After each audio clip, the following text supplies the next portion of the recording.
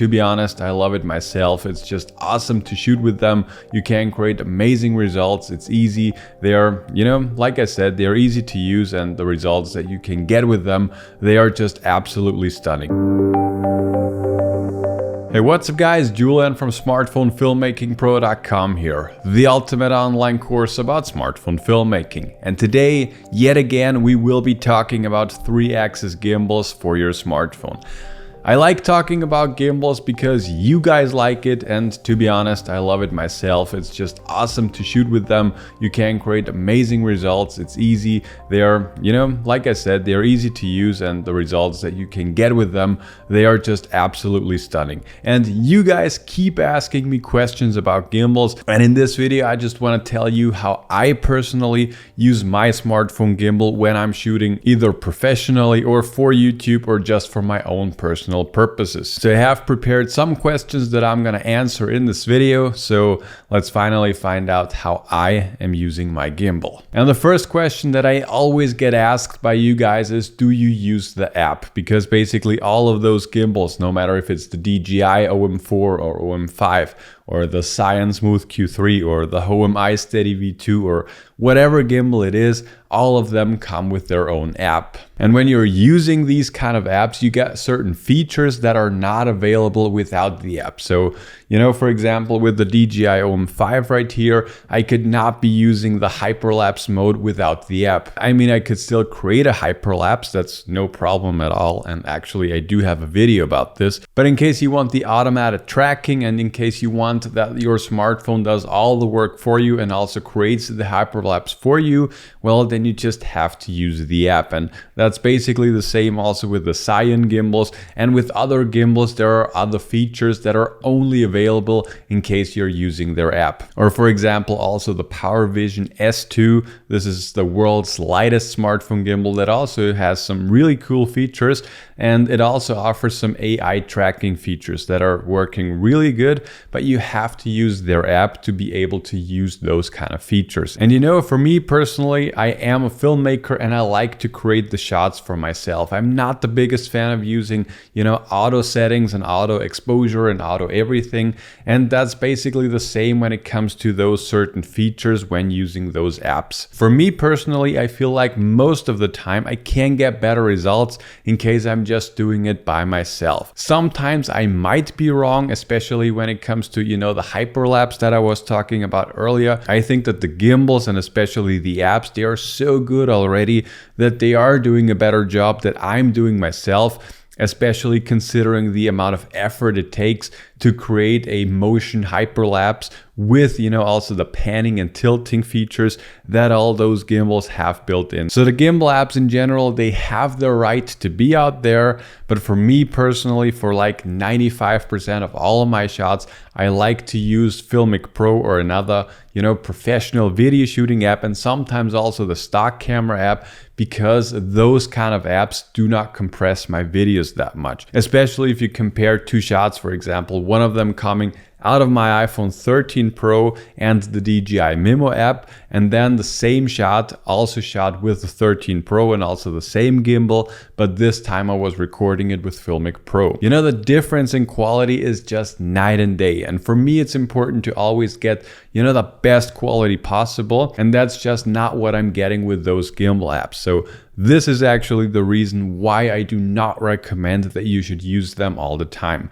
Like I said, for certain scenarios, yes, but generally speaking, I would use either the stock camera app or something like Filmmaking Pro or the Pro Motion Video app or something like this. And the next question that I want to answer today is, do you always balance the gimbal? Because, I have several different gimbals, and I have to admit, when I'm using something like the DJI OM4 or the OM5 right now, I'm not really balancing them in case I'm just using it with my phone. In case I am using something like an add-on lens or an ND filter or something like this, then I do still balance them so that the motors do not have to work as hard. And when I'm using something, like the OM Steady V2 or basically any other gimbal, then I try to balance it. I have to admit I'm not doing it perfectly all of the time, especially when I'm in a hurry and I just want to get a shot or two.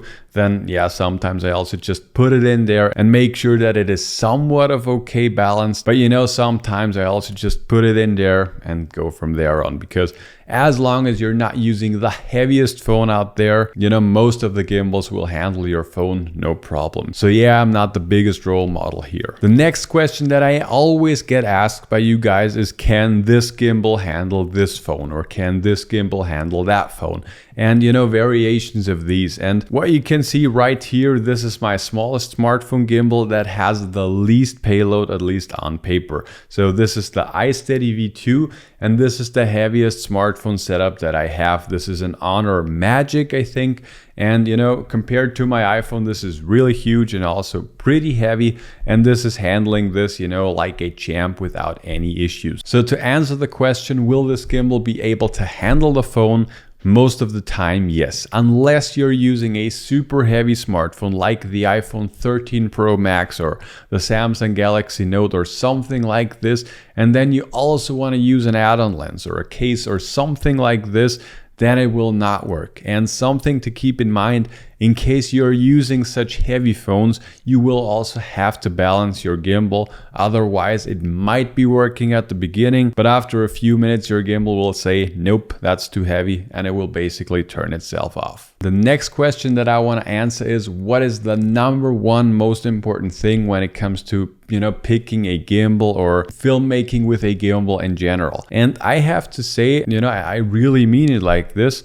The most important thing is that you actually know what you are doing. You know, you can have the absolute best phone and the absolute best gimbal. In case you do not know how to get smooth shots, you know, in case you're not doing the ninja walk, and in case you are just, you know, filming in any weird way without any motivated movement and without any, you know, specific gimbal shots, then it doesn't matter what gear you're using, your shots are still going to look crappy. On the other hand, if you know what you're doing, then basically you can create amazing shots no matter the gimbal that you have. One of my most successful videos here on YouTube was shot with a OnePlus 9 Pro, which is a very good phone, but you know, it was just not for me. I did not really feel comfortable with it. And I was using the predecessor of this gimbal. I was using the OM iSteady V, I think it was called, or something like this.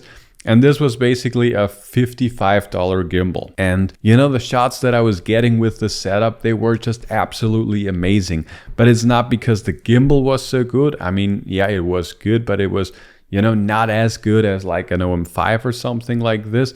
But because I knew what I was doing, and because I knew, you know, what kind of shots that I wanted to get, well, in the end, the video still turned out to be looking really nice, and it was also looking super smooth because, you know, I had some motivated movement, I was doing the ninja walk, and you know, these things are way more important than having the absolute best gear. And this also brings me to Smartphone Filmmaking Pro. That's also the reason why we have created Smartphone Filmmaking Pro in the first place. We are the ultimate online course about smartphone filmmaking, and we teach you guys how you can create amazing shots just with your smartphone. In case you're interested in smartphone filmmaking, in case you want to upgrade your smartphone video quality, just make sure to click the first link below that like button. There you can watch our totally free webinar. It's 30 minutes long, it's jam-packed with value, and like I said, it's totally for free. So in case you're interested in that, just click the link below, sign up, and I'll see you there. But that's it for this video. I hope you enjoyed it. I hope you learned something. And as always, if you guys have any further questions, make sure to let me know, and I'll talk to you guys in the next one.